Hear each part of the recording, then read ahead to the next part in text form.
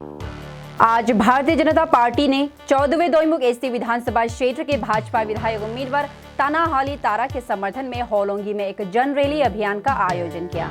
Mega अभियान rally में CM Pema Khandu, deputy CM चौनामेन Bamang Felix, MLA टेची कासो, MLA रोतू टेची और अन्य गणमान्य व्यक्ति शामिल हुए, जिन्होंने आज के चुनाव अभियान में भाग लिया। जैसा कि 2024 के विधानसभा और लोकसभा चुनाव कुछ ही हफ्ते पहले हैं। कार्यक्रम के दौरान सीएम पेमा खांडू ने आगामी चुनावों में 60वीं विधानसभा की सभी सीटें जीतने का भरोसा जताया। सीएम ने यह भी कहा कि बीजेपी को मजबूत करने के लिए पार्टी अनुशासन लागू किया जाएगा। आगे सीएम ने यह भी बताया कि बीजेपी मैनिफेस्टो 10 अप्रैल 2024 को राष्ट्रीय बीजेपी अध्यक्ष जेपी नड्डा द्वारा जारी किया जाएगा।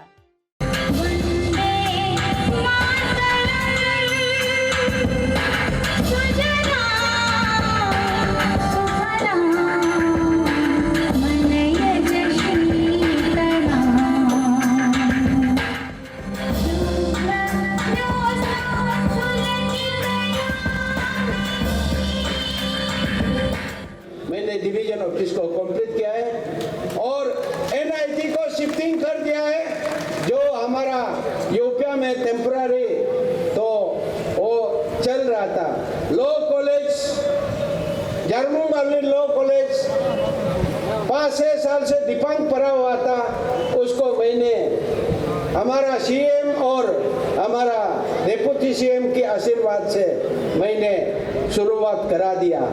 इस कॉन्स्टिट्यूंसी में कितना डेवलपमेंट का हुआ है। हमारा भाजपा का सरकार पेमा खांडू का नेतृत्व में कितना 5 साल में काम किया, अगले 10 साल में काम किया स्टेट में, आप सभी उसका विटनेस है। हम ज़्यादा बात नहीं बोलूँगा, आगे हमको डेवलपमेंट चाहिए तो आपका विधायक जो अभी उम्मीदवार तानाहाली को आप लोग दिल तैर से वोट देना है। जितना अभी यहाँ उपस्थित है, हम तो देख रहे हैं इस जो यहाँ उपस्थित आप लोग यही से वोट देने से और आप मल्टीप्लाई करो, जो आज आया उससे 3 टाइम्स करने से शायद हम लोग बहुत मार्जिन में वोट जीतेंगे।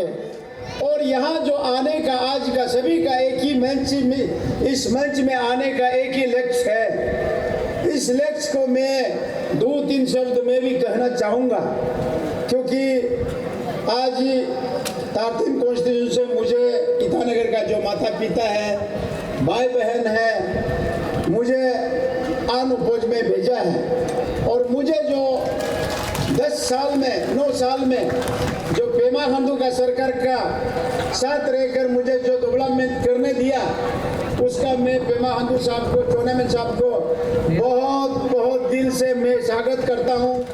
दिल से जिताना पड़ेगा, तो संख्या के हिसाब से आप लोग तानाहाली तो जीते जाएंगे जिस संख्या से आया है। लेकिन और एक आप लोग से मेरा आप लोग से पूछना है, तानाहाली जी को एक पावरफुल लीडर एमएलए बन के असेंबली में भेजेंगे या पावरलेस लीडर बन के भेजेंगे, ये आप लोगों को पूछना है। लेकिन ये तो आप लोगों को मालूम नहीं पावरफुल किस तरह से होता है। पावरफुल उसी तरह से होता है कि आपका हर वोट, तानाहाली जी को आप 1 वोट से जिता के भी भेज दो या 1000 वोट से जिता के भेज दो, बराबर है। मैं अपना क्रिश्चियन समाज के लिए बहुत रेस्पेक्ट है मेरा। मैं क्रिश्चियन स्कूल में पढ़ के, मैं मिशन स्कूल में पढ़ के बड़ा हुआ हूँ। मैं जो क्रिश्चियन फादर्स लोग हैं, सिस्टर सुपीरियर बोल के बोलता है, सिस्टर बोलता है, सिस्टर लोग हमेशा हमारे लिए प्रे करते हैं। मुझे फ़ोन करता है, चौनामेन जी अभी इलेक्शन आ रहा है, आपके लिए हम प्रे करता है। तो मैं जितना भी होगा वहाँ में मैं बिशप का साथ मेरा बहुत अच्छा संबंध है। आज यहाँ होलोंगी में जो अपना 14 दोईमुख कॉन्स्टिट्यूंसी के 9 सर्कल काकोई, किमिन, गुमतो, दोईमुख, बंदरदेवा, बलिजान, तरासो, संगपोता और यूपिया, 9 सर्कल से यहाँ पे जितने भी जो पब्लिक रिप्रेजेंटेटिव और अपना बीजेपी के कार्यकर्ता आए हैं, आप सभी को मैं दिल से यहाँ पर मैं आप सभी को यहाँ पे स्वागत करता हूँ। और साथ ही साथ मैं, जैसे हमारे डिप्टी चीफ मिनिस्टर श्री चौनामेन साहब ने जो कहा कि इस बार यहाँ होलोंगी में कुल मिला के हम लोग 4 अनकॉन्टेस्टेड होके जो विधायक बन के बैठे हैं, इसमें मैं हूँ, डीसीएम साहब है, तानाहाली ये अपना तेची कासो जी है और अपना लत्तू तेजी जी, तो 4 अनकॉन्टेस्टेड एमएलए आज आपके बीच में यहाँ पे उपस्थित है। अभी चुनाव का माहौल है 2024 का चुनाव का, और भारतीय जनता पार्टी ने खेल का शुरुआत ही हम लोग का 10 अनकॉन्टेस्टेड एमएलए होके हम लोग ने दिखाया है। इस बार तो जैसे डीसीएम साहब ने कहा कि इस बार तो बीजेपी अरुणाचल प्रदेश में एक बहुत ही एक हिस्टोरिक एक मार्जिन हिस्टोरिक रिकॉर्ड हम लोग सीट जिता के हम लोग दिखाएंगे। देखिए अभी तक जो चला है अपना डबल इंजन का सरकार, अभी डबल इंजन का सरकार को अभी पता चल गया है कि और भी क्या क्या प्रॉब्लम्स है अरुणाचल में, उसको ऊपर में हम लोग फोकस करके काम करेंगे। कम्युनिकेशन जो है अभी भी हमारा पार्टी का टॉप प्रायोरिटी है। जैसे मैंने कहा कि जहाँ रोड नहीं है 5 सालों में रोड भी पहुँचाए जाएंगे, और ख़ास करके हमारा जो दूर दराज जो गांव है वो गांव में भी इकोनॉमिक एक्टिविटीज़ थ्रू वेरियस जो सेल्फ हेल्प ग्रुप है उनके माध्यम से हो। इसके बाद जो वाइब्रेंट विलेज का जो प्रोग्राम के अंतर्गत में जो बॉर्डर एरियाज में जो गांव है उसको भी पूरा हम लोग डेवलपमेंट करेंगे। आने वाला दिनों में अपना युवाओं का पास में बहुत टैलेंट है, चाहे वो स्पोर्टिंग क्षेत्र में हो, चाहे वो एंटरटेनमेंट क्षेत्र में हो, उनको हम लोग और भी सपोर्ट करेंगे। और साथ ही साथ अपना जो अरुणाचल के यूथ को एक स्टार्टअप्स में भी मैंने देखा कि काफ़ी अच्छा काम वो लोग कर रहे हैं। स्टार्टअप्स को लेते हुए स्टार्टअप्स को भी प्रोग्राम को भी और भी ज़्यादा हैंड होल्डिंग हम लोग करेंगे, और आने वाला दिनों में फिर इन्वेस्टमेंट का भी अरुणाचल में बहुत बड़ा इन्वेस्टमेंट का भी हम लोग यहाँ पे करेंगे, ताकि यहाँ पे अपना यहाँ पे रोजगार जो है और भी अपॉर्चुनिटीज मिले। आपने कहा कि 17 तारीख तक गेट खुले हैं बीजेपी के, तो यहाँ बीजेपी में कंफ्यूजन थी कि बीजेपी की ए पार्टी बी पार्टी हो रही थी। अब यहाँ टिकट की जब कंफर्मेशन हो गई तो आप क्या कहेंगे कि बीजेपी के एक स्पोक्स पर्सन भी विवेक सर भी बीजेपी में थे, स्पोक्स पर्सन थे, जब टिकट डिनाई की गई तो वो अलग पार्टी में गए, तो आप क्या कहेंगे कि एक होके आपने जैसे कहा कि दरवाजा ये क्या विड्रॉल के लिए तरफ इशारा करे? मैं थोड़ा सा डिटेल इसमें बोलना चाहेगा। आप जितने भी जो मीडिया पर्सन आज यहाँ पे आए हैं, आप सभी के माध्यम से मैं ये भारतीय जनता पार्टी के एक छोटा सा कहानी में बताना चाहेगा। बीजेपी में इस बार कुल मिला के 172 एस्पायरिंग कैंडिडेट्स का एप्लीकेशंस आया गया है पूरा 60 कॉन्स्टिट्यूंसी में। आउट ऑफ 172 केवल 60 को ही टिकट दिया गया है, और जितनी भी जो टिकट जिनको नहीं मिला है पार्टी ने रिक्वेस्ट किया कि सभी लोग पार्टी में बैठ के काम करना है, और सभी लोग ने मान लिया है। आउट ऑफ 172 सभी लोग मैक्सिमम लोग बैठ गया है। अभी कुछ चुनावी क्षेत्र में अपना बीजेपी का ही था, वो लोग ने बैठा ने अलग पार्टी में जाके वो लोग ने टिकट ले लिया है, और पब्लिक को गुमराह कर रहा है कि हम लोग बीजेपी का टीम बी है, सीएम साहब का पूरा आशीर्वाद है। मैं अपील करना चाहेंगे पूरा जनता को कि भारतीय जनता पार्टी का कोई भी बी टीम नहीं होता है। मैं सभी अपने अरुणाचल प्रदेश के जनताओं को ये अनुरोध करना चाहेंगे, भारतीय जनता पार्टी का जो सरकार 2019 से 24 में जो चला है अरुणाचल प्रदेश में, डेवलपमेंट में आप सब लोग विटनेस रह चुके हैं जिस प्रकार से बीजेपी सरकार ने आके डेवलपमेंट किया है।